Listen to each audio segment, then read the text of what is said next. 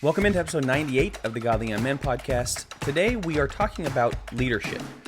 We had an episode, I think episode 39. 39. Yeah, episode 39 on leaders versus followers. And in that episode we got into, different ideas. But I was thinking about this.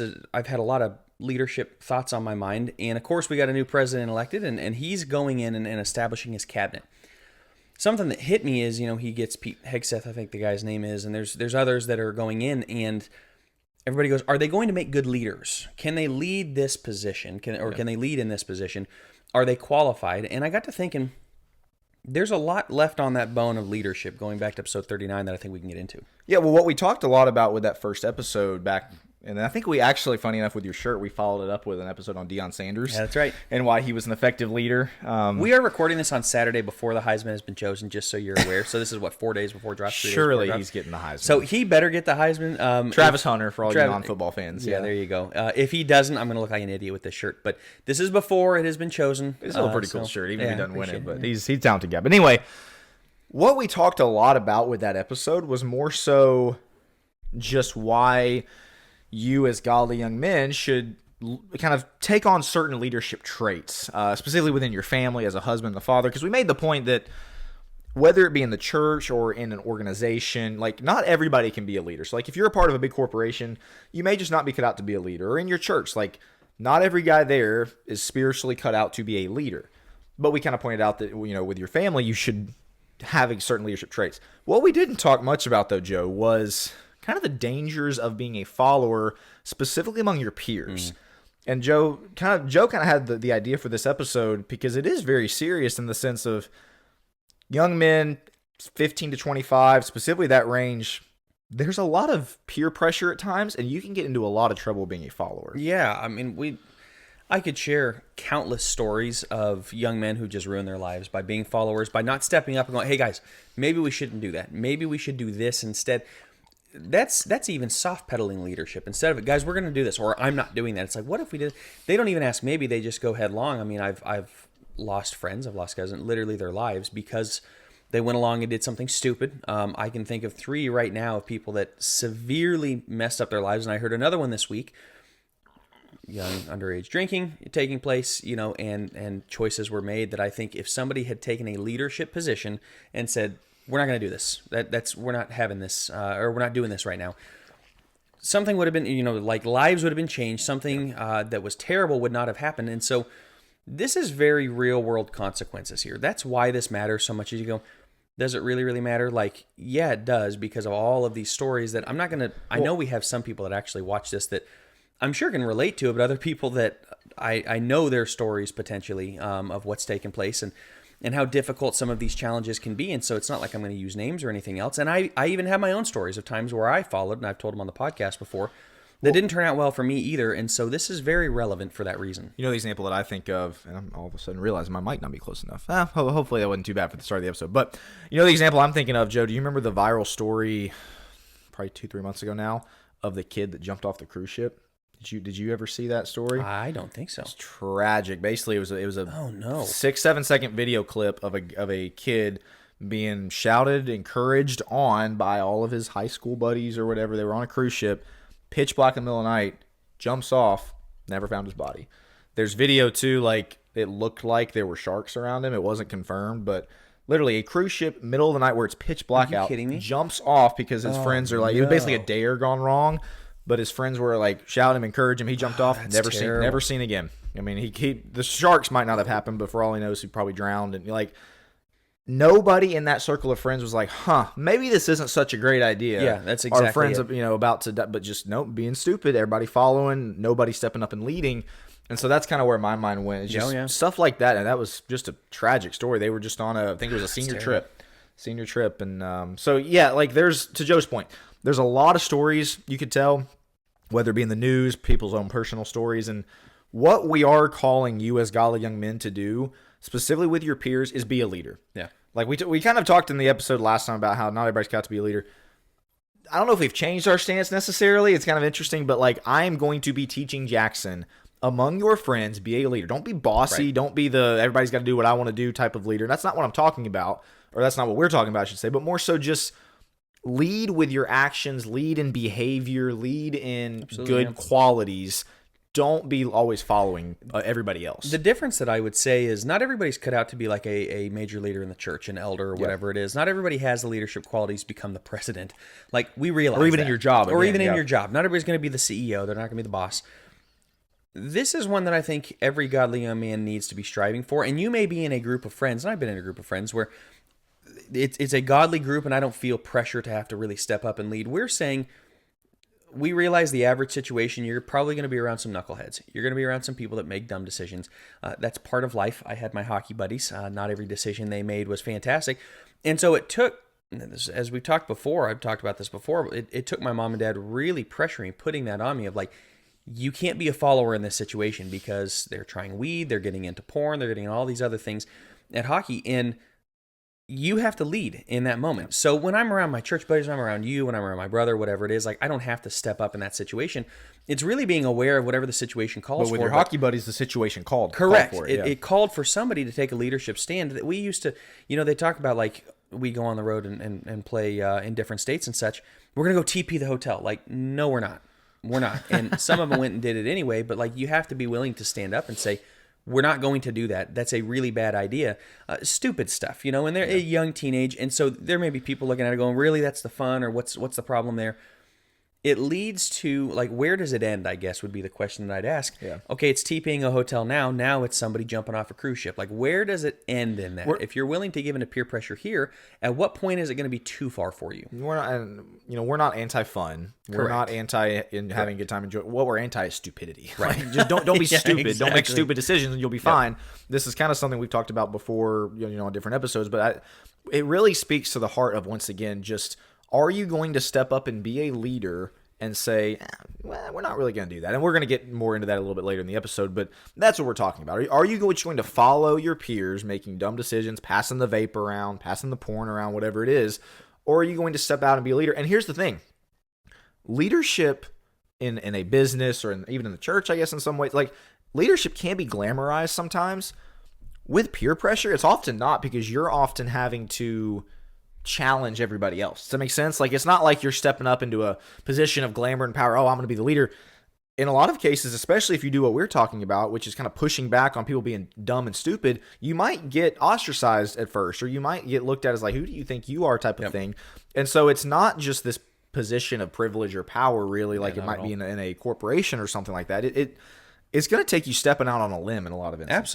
Absolutely. You'll have your detractors. You'll have people that don't like you for saying, because you are the anti-fun guy. You're going to be called in best terms, fuddy-duddy. In other terms, probably not appropriate for the podcast, right? You're going to be called names. You're going to be called things that it's like, really, you just don't want to have fun, stick in the mud, things like that.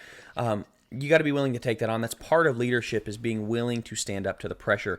And so, Will, I want you to get into, I think there are 4 things that we set down as to how we can be better leaders. I think 4 has been a key number for us in the last few, but 4 ways that we can be better leaders and you added a couple on here that I think are just fantastic, including this first one. Well, Joe, you put some really solid ones on there. And as I was kind of like, okay, here's what to do.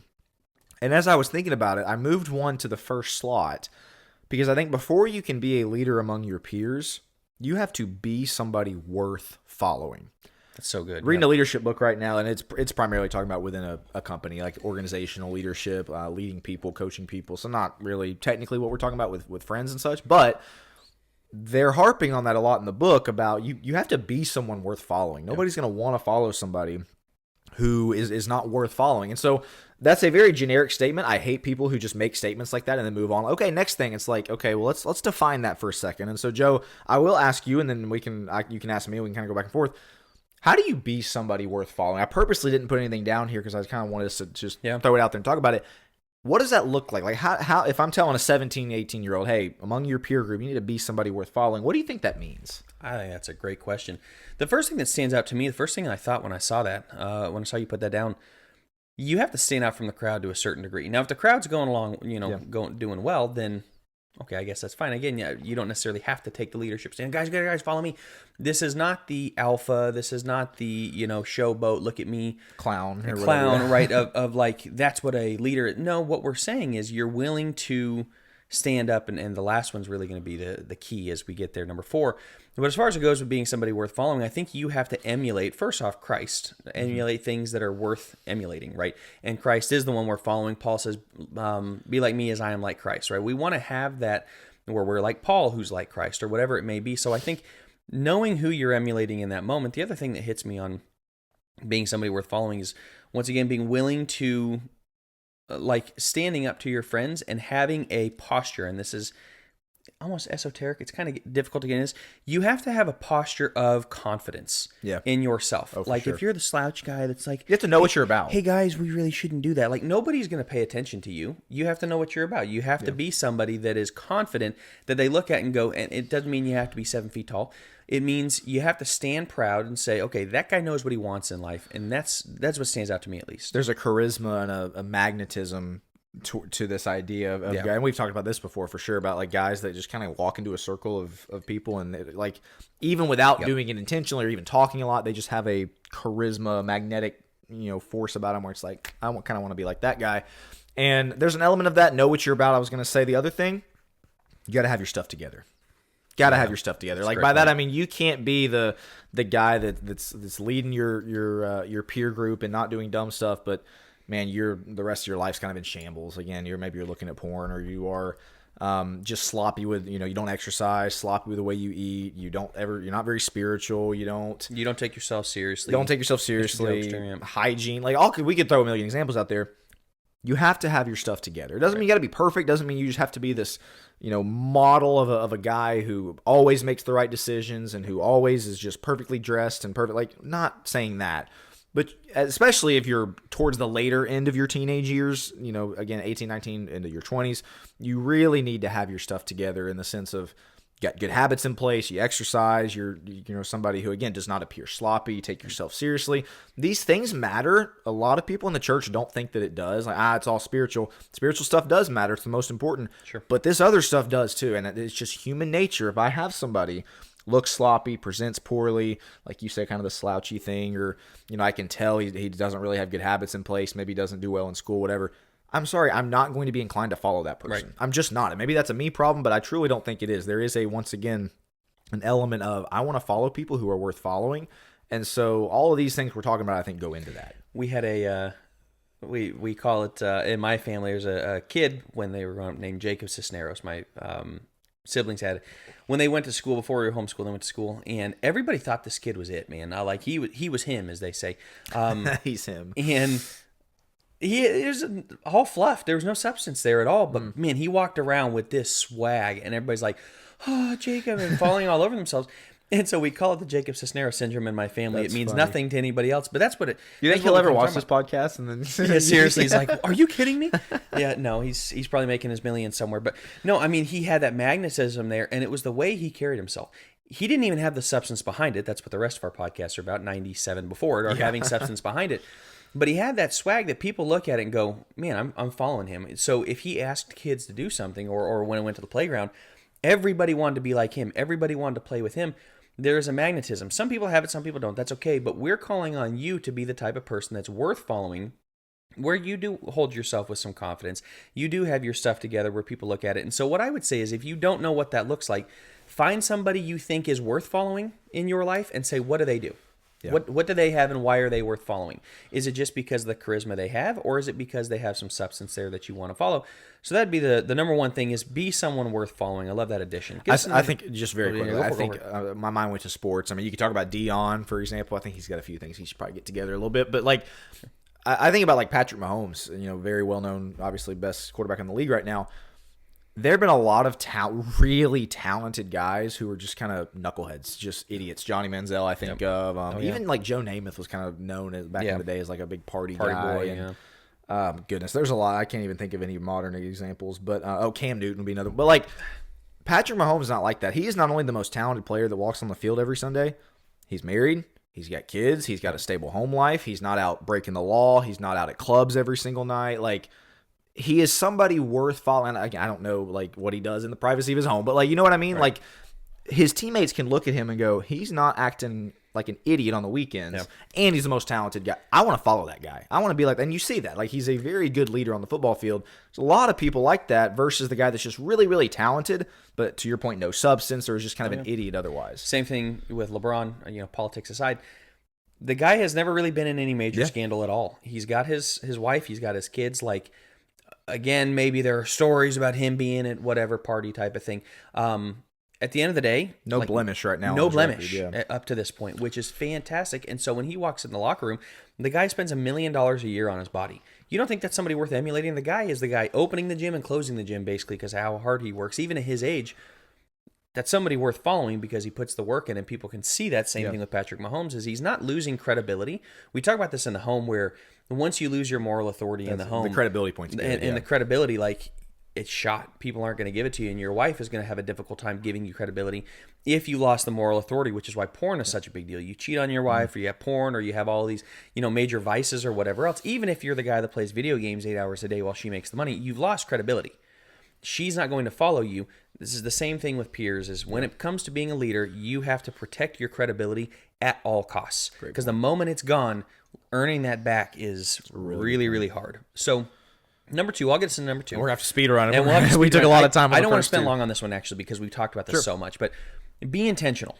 Don't let this be an accidental or an aimless thing where you step into these situations, the cruise ship situation, and it's like, well, what are we going to do? No. You need to go into that going, we're not trying to do something stupid here.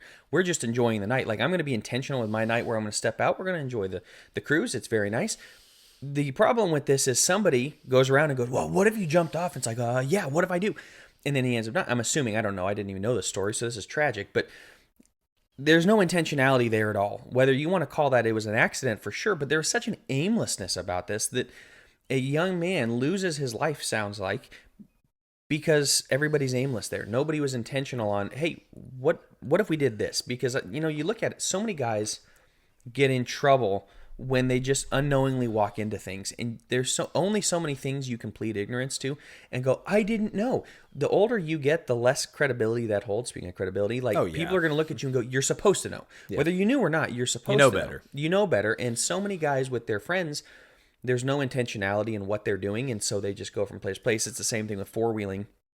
Guys will go out four-wheeling, and somebody's not paying attention, somebody's not wearing a helmet, they're kind of aimless, they're having fun, and then somebody rolls the four-wheeler and dies. I had a friend where this actually took place, and he died. So, yeah, I mean, there's no intentionality there, and nobody's really asking why. So I don't want to spend long on this, but that's really all I had to say is, I'm so big on asking why. It's okay to ask why of these things. Well, I'm so big on intentionality in every part of your life, your day, your work, your school, your finding a wife, but even having fun, there needs to be some level of intentionality. So I agree with that. Number 2, Joe, you have on here, trust your own judgment. I'm sorry, yeah, number 3, that's right, because I had the one I added. Number 3, trust your own judgment. Don't just assume that your friends know what they're doing. And this is, again, we're kind of bashing like friend groups here. And it is because guys sometimes do have a reputation of just being really dumb, just really doing really stupid things. And this is one I put on there. If it feels like it might be a bad idea, don't do it. Like, if your gut is telling you, man, it's pitch black, there's probably sharks jumping off this cruise ship, I don't think that's a great, trust your gut on that. Like, once again, this is one of those, like, if you have any realm of doubt about, going out late night driving or the four-wheeling, or goodness, there could be all kinds of examples, like breaking into somebody's property. Like, if it feels like a bad idea, don't do it. Trust your own judgment. Now, to the point of being someone worth following, this implies that you have good judgment. You have to have good judgment for us to confidently say, hey, you should probably trust your own judgment. Yeah. But I think this is an important element of, once again, like, just trust your gut on this. If it feels like this might get us into some trouble, maybe this is not the most intelligent thing in the world, just don't do it. Just play it safe. Because, look, we're humans. We have a will to survive, right? Like, that's the strongest will that we have, is this will to survive. Jumping off of I don't care how loud the do it chants are. Not a chance in the world. Like, I don't care about how loud they are screaming at you to do it and how much they're pushing and the chanting and everything else. Don't do it. Like, you trust your instinct and go, you know what? That looks really far down. It's dark. I don't know what's down there. I don't know how I'm going to get back on the cruise ship. This cruise ship just can't stop on a dime. Yeah, exactly. This cruise ship ain't stopping for me if I can't swim fast enough. Like, my guess, was alcohol involved? I would assume, but we didn't mean to make it all about the cruise ship. It's just a really good. It's a perfect example for this. It's a perfect example. Alcohol had to be involved in something like that because that's one of the big reasons you never drink alcohol. Your judgment goes out the window. Yep. You can't trust your own judgment in this, and so you're forced to trust other people's judgment, which clearly stinks. I mean, it is brutally bad in that situation. Maybe they're all drinking, I don't know. Nobody had the judgment to go, this is really dumb. This is a stupid idea. But we have an internal sense, a drive to survive.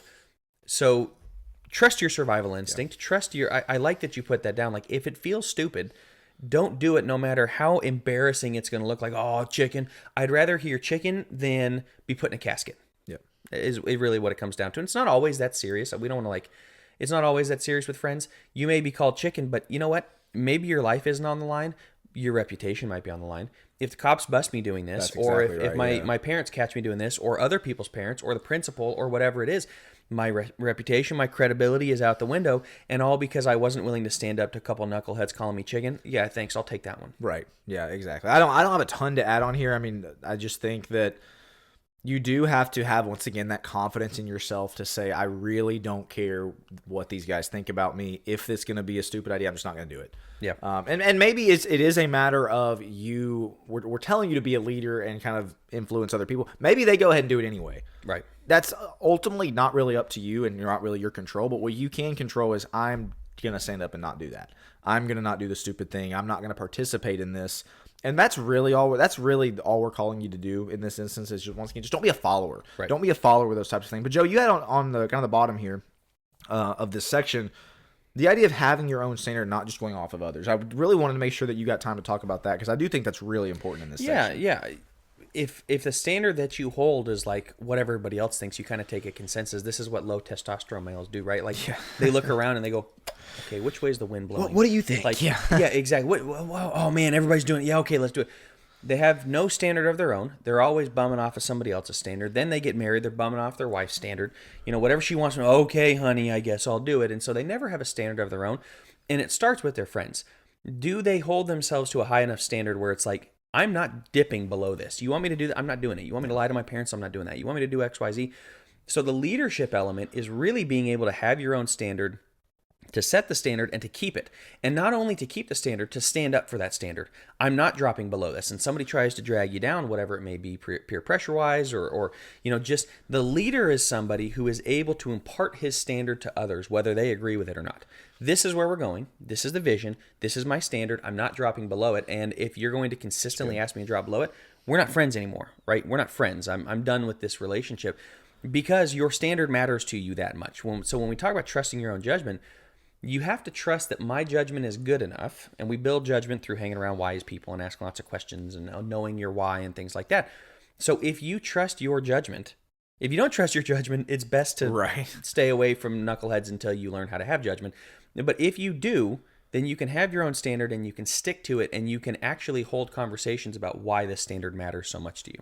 This actually speaks to something we've done before also about kind of having your own opinions. I was listening to a podcast about the idea. I listened to a decent bit of like sports content, and one of the guys was making the point, like, you can very much tell a sports opinionist who literally just did what you're talking about, like, where's the wind blowing on this take? Okay, this is the take this is the opinion I'm gonna have because everybody else has that opinion.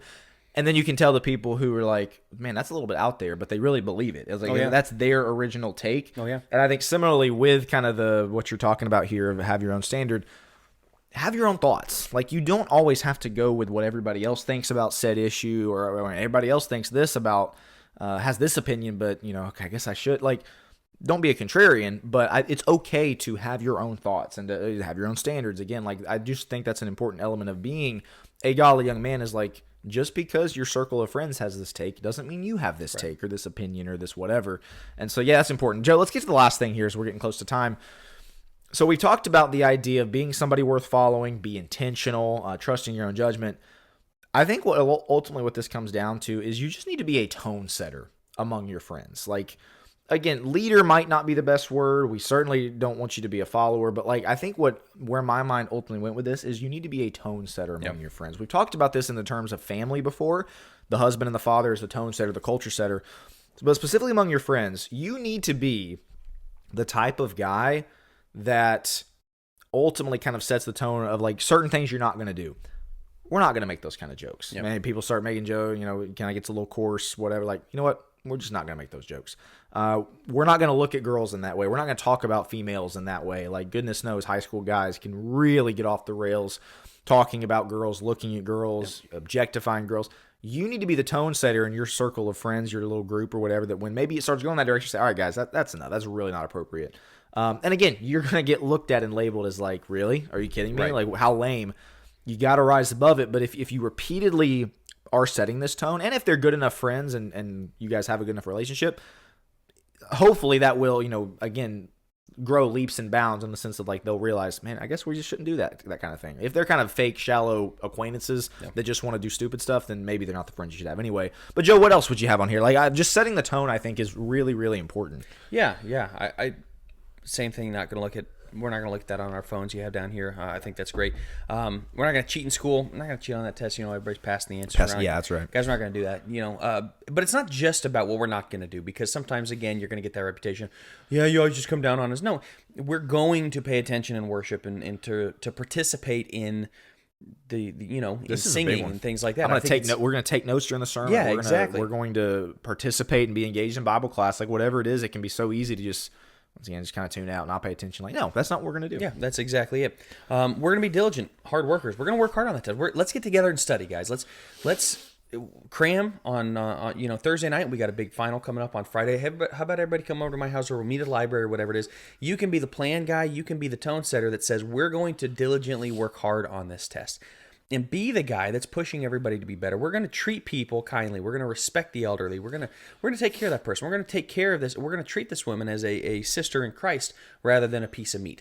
Like, there's a level of pushing for what you think ought to happen, specifically what Christ thinks should happen, and being willing to stand behind that, going back to the last point of having your own standard. Have that standard, based in Christ. The last one you have on here, we're going to strive for greatness. That's what this podcast is all about. We're going to strive for greatness. We're going to be better. We're going to hit that higher standard. And that's, to me, that's what it is in with friends and such. You want friends that encourage you to make these decisions. Yep. Encourage you in this, where when you say we're going to strive for greatness, you go, yeah, let's do it. Let's do it. And you also want friends where you don't have to be the leader who's constantly the lone guy saying, hey, let's do this, let's do that. Or let's not do that. Hey, guys, we're not going to look at porn. And then, a day goes by. Hey, we're not going to do this. We're going to, at some point, drop those friends. If you're always having to stand up against all of the problem, drop those friends. On the other hand, you want to make friends that when you do take a stand and go, hey, let's get together at the library, they go, yeah, let's do that. I'll buy the pizza. Let's do this. Let's do that. You bring the books. And so they engage in the process here. And the leadership is so much easier to handle. One of the reasons, going back to the very beginning with that cabinet idea for Trump, so he's establishing his cabinet. That's because he doesn't have time to rule every single one of them, right? To preside over all of them. Yeah, he's the head guy, but he's the transportation and the Secretary of State and all the other ones he's appointing. That's your job. Yeah. Now, they'll report to Trump, and that's great, but that's their job. And so delegating some of this and having people in your corner who are going to help in some of these areas is huge. But at the end of the day, being a leader, I love that you put this down. This, to me, is one of the keys. Be a tone setter. We talk about this in the home all the time. As husbands, godly husbands and fathers, we have to be the tone setter. This is what we do around here, right? We create that culture. We've talked about that. This is exactly that with friends. We're going to do an episode in the future. We were realizing strictly on peer pressure, we don't think we've done an episode on. I mean, obviously, we've touched around it, episodes like this. We've kind of, gotten at a few things here and there, but like a specific episode about like, okay, when this happens, this is what, like, obviously alcohol is a big one, pornography, that kind of thing. Right. We will probably be looking to do that here very soon in the future. This episode, we did keep it a little bit more generic, a little bit more zoomed out, just because, once again, it's not just about being a leader. When it comes to your peers, it's just about not being a follower. Yeah. Like, do not follow stupid people. Don't just be in with the crowd because, it's going to be a lot of fun. Again, not to dramatize or catastrophize it or whatever the word is. People have died. People have ended up paralyzed. Their lives have been ruined, gone to jail, criminal record, whatever it is, just because they were not man enough to stand up and say, I'm not doing that. You go for it. Feel free to ruin your life. I'm not about to do it. That's really the point of this episode, is encouraging you guys, hoping that you guys will have the backbone to not do that kind of thing, to stand up. And again, even if it's not a sinful moral issue, but it is a just really dumb, stupid issue, Have that backbone. Don't be a follower. Look to lead among your friends. Look to be a tone. I'm glad we ended here. Look to be a tone setter in all those years. You got anything else to add? No, I think we have got a very special surprise coming up for the next 2 episodes, actually. Yeah, that's true. Episode 99 is obviously going to be dropping on Christmas Eve. And so we were kind of talking about what do we want to do. It's going to be the holiday. It's going to be fun. We're not going to preview it or anything. We're just going to have to log on, click on the link. Click on the link next time and watch it. It's going to be really good. It's going to be different than any episode we've ever done before. And then episode 100, of course, that it's one of those like, how do you commemorate episode 100? We've got something. Oh yeah, cool we got some good stuff ready for episode 100 that we are very, very excited for. So stick with us. I know we asked that, I think, in episode 93 or something like that. How many have been the entire way? Which was really cool. We got a few comments. Yeah, I was gonna say we got a few that reached out, and so we really appreciate it. And hey, we're about to hit 99. We'll call that the great one, right in honor of Wayne Gretzky. The great one on that episode. Hockey player for all those of you who probably aren't. If you don't know who Wayne Gretzky is, get off of this because hopefully if you're watching on YouTube, go watch some Wayne Gretzky highlights. But no, we very much appreciate you sticking with us. Thank you for listening to episode 98 of the Godly Young Men podcast. We'll be back next week with a very special episode, so stay tuned.